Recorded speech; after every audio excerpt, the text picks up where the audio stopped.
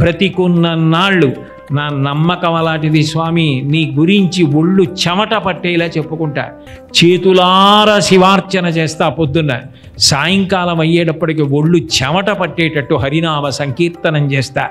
కానీ అంత్యకాలంలో నా ప్రాణోత్క్రమణం అయిపోయేటప్పుడు ఒక పక్క కఫం, ఒక పక్క శ్లేష్మ, ఒక పక్క దగ్గు, ఒక పక్క గుండె నొప్పి, ఒక పక్క ఆయాసం, ఎదురుగుండా యమభటులు వణికిపోతూ, అప్పుడు నేను పిలవగలనో పిలవలేనో, పిలవగలిగితే అదృష్టవంతుణ్ణి, పిలవలేకపోయినా నువ్వు చివర మాత్రం చెప్పలేదు, బతికున్నన్నాళ్ళు ఓపికన్నన్నాళ్ళు చెప్పావు అంటావేమో, అలా అనద్దు.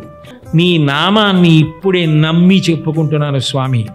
ఏమిటి వీడి ఇంత ఆర్తితో చెప్తున్నాడు, నిజమే కదా, మృత్యుకాలం ఎవరికైనా భయంగా ఉంటుంది కదా, వాడు చెప్తున్నది యథార్థం కదా, వాడు ఇప్పుడు చెప్పినది ఏదిందో ఇది అడ్డు పెట్టి నేను తలుచుకుంటే, నేను ఉద్ధరించాలనుకుంటే ఉద్ధరించలేనా?